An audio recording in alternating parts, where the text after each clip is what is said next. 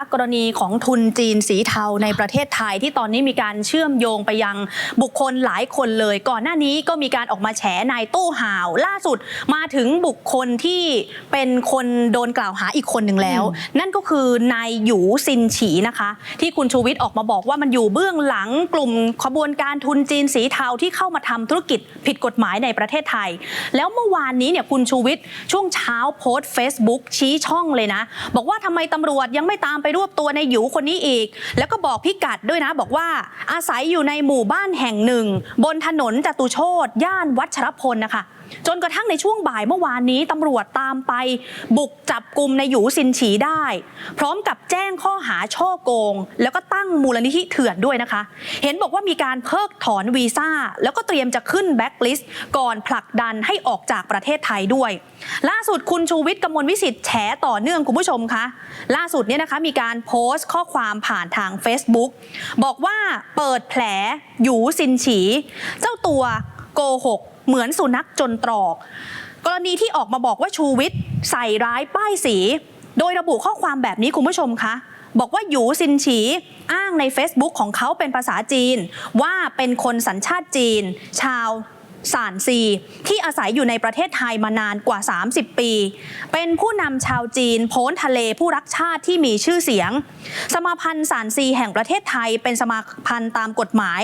ที่ได้รับอนุญาตจากรัฐบาลไทยเขามีส่วนร่วมในการส่งเสริมมิตรภาพระหว่างจีนและไทย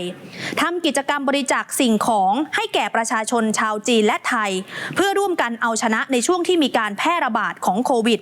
แล้วยังบอกอีกว่าขณะนี้เขากำลังตกเป็นเหยื่อของชูวิทย์ที่ถูกใส่ร้ายป้ายสีอย่าให้ขยะอย่างชูวิทย์เอาชนะความดีของเขาได้คุณชูวิทย์เลยบอกว่านั่นคือสิ่งที่หยูซินฉีกำลังโกหกหลอกลวงเหมือนสุนัขจนตรอกหลังจากที่ผมโยงภาพจีนเทา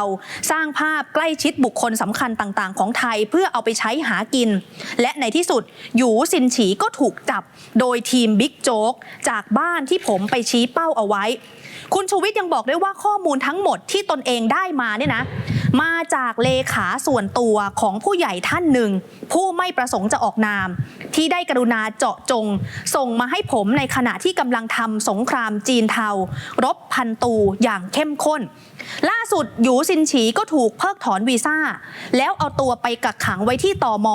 ตำรวจจัดการหน่อยครับจะได้หมดเสี้ยนหนามจีนเทาที่หากินกับการปั้นภาพเสียทีนี่นะคะเรียกว่าแฉอย่างต่อเนื่องจริงๆสำหรับคุณชูวิทย์ทีนี้พามาดูความคืบหน้าเมื่อวานนี้หลังจากที่มีการแฉของคุณชูวิทย์ด้วยรวมไปถึงการแฉกลางสภาของคุณรังสิมันต์โรมนำมาซึ่งปฏิบัติการของตำรวจกับคุณผู้ชมตำรวจตรวจคนเข้าเมืองเนี่ยเมื่อวานนี้ก็ไปคุมตัวหยูซินฉีเลยนะคะมาสอบถามข้อมูลว่าท้ายที่สุดแล้วมีส่วนเกี่ยวข้องกับสิ่งที่ผิดกฎหมายหรือเปล่ามีการแอบอ้างบุคคล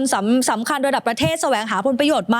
รวมไปถึงการจัดตั้งสมาคมที่ไม่ถูกต้องตามกฎหมายทางด้านของพลตำรวจโทภาคภูมิพิพัฒน์สัจพันธ์ผู้บัญชาการสำนักงานตรวจคนเข้าเมืองก็เปิดเผยนะคะว่าเรื่องการตั้งสมาคมที่ไม่ถูกต้องหรือว่าสมาคมเถื่อนตามที่ปรากฏเนี่ยตอนนี้ก็เลยนำมาซึ่งการดำเนินการเพิกถอนวีซ่าของหยูซินฉีเรียบร้อยแล้วนะคะโดยจากการตรวจสอบเนี่ยพบว่าหยูเนี่ยถือวีซ่าประเภทบั้นปลายชีวิตหรือว่าวีซ่าเกษียณอายุจากการตรวจสอบขั้นตอนต่างๆมีการทำวีซ่าอย่างถูกต้องมีการแสดงหลักฐานการเงินมีการแสดงเงินฝากในบัญชีออมทรัพย์ที่เป็นเงินฝากประจำไม่น้อยกว่า 800,000 บาทนะคะในขณะเดียวกันนะคะก็อยู่ระหว่างของการขอข้อมูลจากหยูซินฉีเนี่ยแหละแต่ว่าเจ้าหน้าที่บอกว่ายังไม่สามารถเปิดเผยรายละเอียดได้แต่จากการเข้าตรวจเบื้องต้นเนี่ยปรากฏว่าหยูซินฉี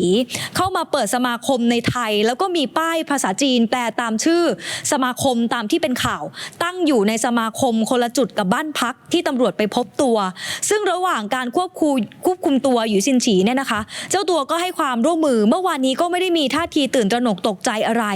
ส่วนประเด็นที่ว่าจะมีความเกี่ยวข้องกับยาเสพติดจะเกี่ยวข้องกับการฟอกเงินหรือเปล่านะคะความเชื่อมโยงกับการกระทำผิดกฎหมายจะมีเพิ่มเติมมากกว่านี้ไหมหรือว่าเป็นตัวกลางที่นำคนจีนเข้ามาในประเทศไทยไหมรวมไปถึงตัวบุคคลผู้ร่วมกระบวนการอื่นๆต้องขยายผลหรือเปล่าเนี่ยทางด้านเจ้าหน้าที่ตำรวจบอกว่าตอนนี้อยู่ระหว่างการสอบสวนเพิ่มเติมต่อไปเชื่อว่าตามที่มีการปรากฏเป็นข่าวเนี่ยนะคะอาจจะมีพฤติกรรมที่ก่อให้เกิดความเสียหายกับบุคคลอื่นด้วยส่วนระยะเวลาการผลักดันออกนอกราชอาณาจักรก็คืออาจจะไม่ให้อยู่ไทยต่อไปตรงเนี้ยขึ้นอยู่กับระยะเวลาที่เหมาะสมยังไม่สามารถตอบได้ว่าเมื่อ ไหร่ ตอนนี้อยู่ระหว่างการสอบถามข้อมูลนะคะ แต่เบื้องต้นก็ยืนยันว่าเจ้าตัวเนี่ยให้ความร่วมมือเป็นอย่างดีอย่างเมื่อวานเนี่ยช่วงเย็นน่ะระหว่างที่นำตัวไปกักกันที่สตม.สวนพลูปรากฏว่ามีจังหวะหนึ่งทางด้านของหยูซินฉีเนี่ยบอกกับสื่อมวลชนเป็นภาษาอังกฤษบอกว่า it's okay no worry พูดไทยได้นิดหน่อยไม่ต้องกังวลเนี่ยนะคะอันนี้เป็นท่าทีล่าสุดของเจ้าตัวเมื่อวานนี้นะคะค่ะขณะเดียวกันก็มีความคืบหน้าล่าสุดออกมาคุณผู้ชมคะเพราะว่าช่วง 10 โมงที่ผ่านมาเนี่ยนะคะตำรวจได้มีการคุมตัวนายหยูซินฉีคนนี้เข้าไปค้นที่บ้านพักเพื่อหาหลักฐานเพิ่มเติมนะคะโดยมีรายงานว่าตำรวจตรวจคนเข้าเมืองพร้อมด้วยตำรวจสน.คันนายาวคุมตัวนายหยูซินฉีชาวจีนมาตรวจค้นบ้านพักย่านถนนจตุโชติเขตสายไหมกรุงเทพนะคะหลังจากศาลเพิ่งจะอนุมัติหมายค้นวันนี้เพื่อให้ทำการขยายผลหาหลักฐานเพิ่มเติมค่ะโดยตำรวจได้คุมตัวนายหยูซินฉีลงจากรถนะคะแล้วก็ให้พาเข้าไปตรวจค้นที่บ้านพักหลังดังกล่าวแต่ในขณะที่เจ้าหน้าที่ได้แสดงหมายค้นและอธิบายข้อกฎหมายเป็นภาษาไทยและก็ภาษาอังกฤษให้กับนายหยูซินฉีได้ทราบแต่นายหยูอะค่ะบอกกับเจ้าหน้าที่ว่าไม่เข้าใจในสิ่งที่เจ้าหน้าที่กำลังอธิบายขอให้พูดเป็นภาษาจีนได้ไหมจากนั้นเจ้าหน้าที่ตม.ก็เลยประสานให้ล่ามภาษาจีนมาอธิบายข้อกฎหมายนายหยูซินฉีก็เลยเข้าใจแล้วก็บอก